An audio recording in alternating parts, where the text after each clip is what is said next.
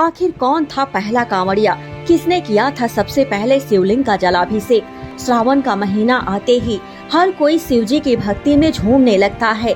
इस पावन त्योहार में पूरे उत्तर भारत और अन्य राज्यों से कांवड़िये शिव जी के पवित्र धामों में जाते हैं तथा वहां से गंगा जल लाकर शिव जी का जलाभिषेक करते हैं।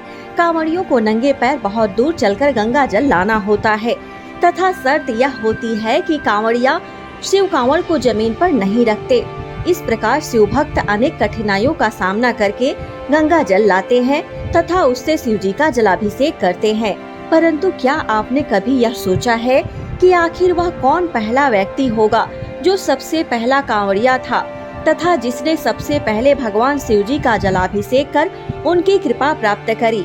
वह इस परंपरा का आरंभ हुआ। एक बार राजा सहस्त्रबाहु ऋषि जमदग्नि के यहाँ पधारे।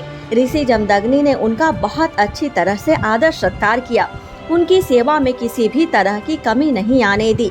सहस्त्रबाहु ऋषि के आदर सत्कार से बहुत ही प्रसन्न हुआ, परंतु उसे यह बात समझ में नहीं आ रही थी कि आखिर एक साधारण एवं गरीब ऋषि उसके और उसकी सेना के लिए इतना सारा खाना कैसे जुटा पाया।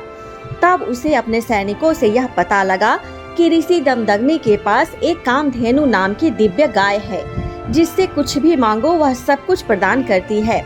जब राजा को यह ज्ञात हुआ कि इसी कामधेनु गाय के कारण ऋषि जमदग्नि संसाधन जुटाने में कामयाब हो पाया, तो उस गाय को प्राप्त करने के लिए सहस्त्रबाहु के मन में लालच उत्पन्न हुआ।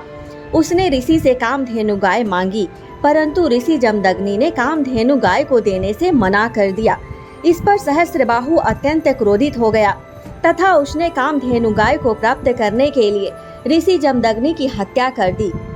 जब यह खबर परशुराम जी को पता लगी कि सहस्त्रबाहु ने उनके पिता की हत्या कर दी है तथा वह कामधेनु गाय को अपने साथ ले गया है, तो वे अत्यंत क्रोधित हो गए। उन्होंने सहस्त्रबाहु के सभी भुजाओं को काटकर उसकी हत्या कर डाली।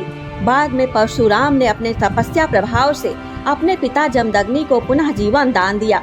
जब ऋषि को यह बात पता चला कि परशुराम ने सहस्त्रबाहु की हत्या कर दी, तो उन्होंने इसके पश्चाताप के लिए परशुराम जी से भगवान शिव जी का जलाभिषेक करने को कहा।